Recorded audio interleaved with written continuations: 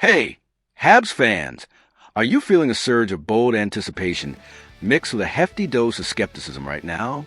What if I told you that Montreal Canadiens GM Kent Hughes is reportedly fixated on pulling off a daring trade for Pavel Zacha, the versatile center from our arch-rival Boston Bruins, to finally solve our long-standing second-line center crisis?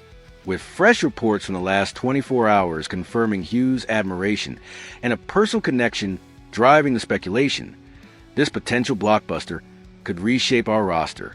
Today, we're diving deep into this audacious rumor, exploring Zacha's ideal fit with the Habs, dissecting the monumental challenge of convincing Boston, and debating if this is a move to cement our ascent. Let's unpack this high-stakes drama and see if Hughes can orchestrate a game-changing coup against our fiercest enemy. Let's set the stage with a scorching buzz at electrifying the NHL trade market as of November 7th, 2025. The Canadiens, off to a better-than-expected 3-1-0 start in the 2025-26 season after a playoff return last year, are eager to address a critical structural weakness at second-line center, 2C, behind Nick Suzuki to sustain their early success. With over $38 million in projected cap space for 2026-27 after shedding Carey Price's contract, Hughes has financial flexibility to pursue impactful talent.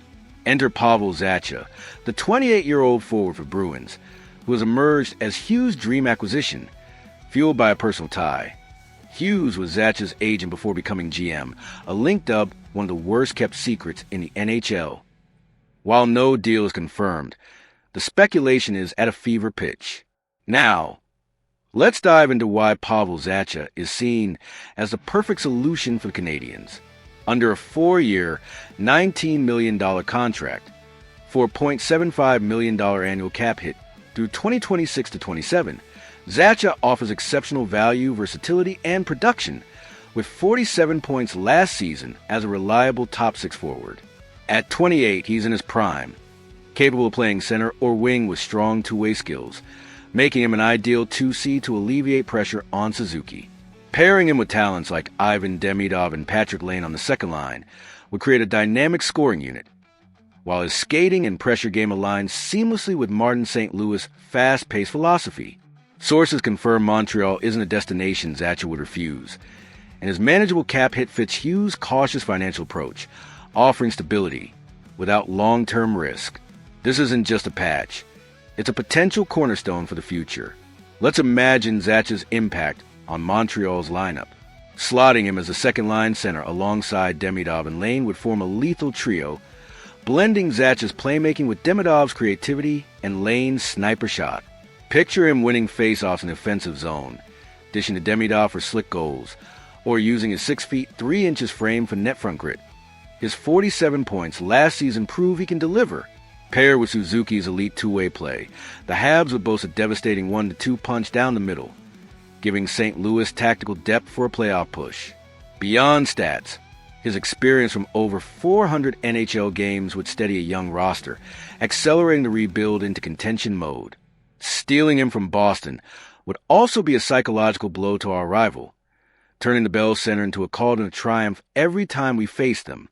Of course, prying Zacha from our bitterest rival comes with colossal obstacles and a steep price tag.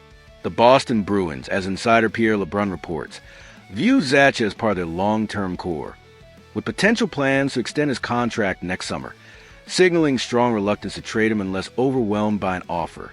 Zacha himself has fueled Boston's stance, publicly stating he's very excited to be part of the Bruins organization and focus on playing, not rumors.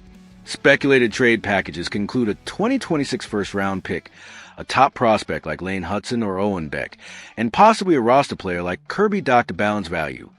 A blockbuster offer the Bruins can't refuse, as analysts note.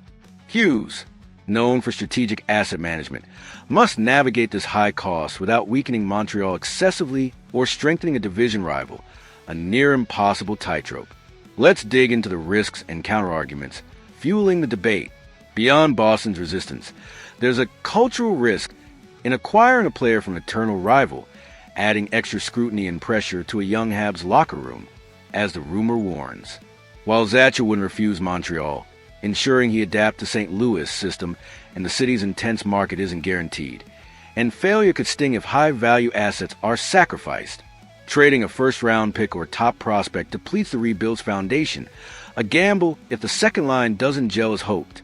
Even at a reasonable $4.75 million cap hit, committing through 2026 to 27 could limit flexibility for extensions to rising stars like Slavkovsky. Analysts call this a test of Hughes' competence against a rival GM, a high-stakes duel where Boston hold the upper hand, unless the offer is irresistible. Let's step back and assess the broader implications. If the Canadiens secured Pavel Zacha, it would mark a daring strike against a hated rival, signaling Hughes' willingness to leverage personal ties and accelerate the rebuild into contention mode. It's not just about filling the 2C role. It's about adding a prime-age, versatile forward to complement Suzuki and Demidov, pushing the Habs closer to a cup window while delivering a psychological jab to Boston. For the Bruins, trading Zacha to a division rival would be a bitter pill, only feasible if the return reshapes their future, a tough call for a team eyeing long-term stability with him. As the rumor concludes, Zacha could finally solve Montreal's top six weakness, but the price and Boston's veto power make this an uphill battle, requiring all of Hughes' negotiating prowess. As we wrap this up, I'm torn between the exhilarating vision of Pavel Zacha anchoring the Canadian second line, a direct hit to Boston's pride, and the dawning reality of the cost and resistance involved. This trade rumor, targeting a rival's core forward to fix Montreal's long-standing 2C hole, feels like a bold, potentially transformative move for Kent Hughes.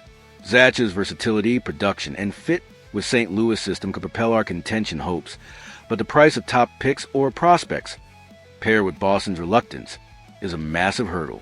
Whether this materializes or remains a captivating what if, it's a reminder that the Habs are poised for impactful moves, even against bitter foes. For now, the speculation keeps the fire burning as we await a defining decision.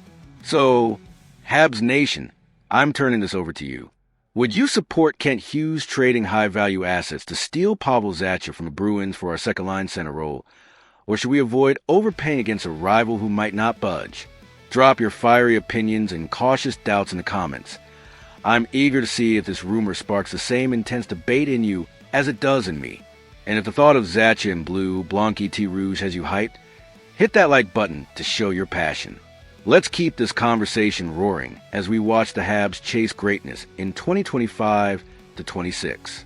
Until next time, keep believing in bleed blue, Blanc et Rouge.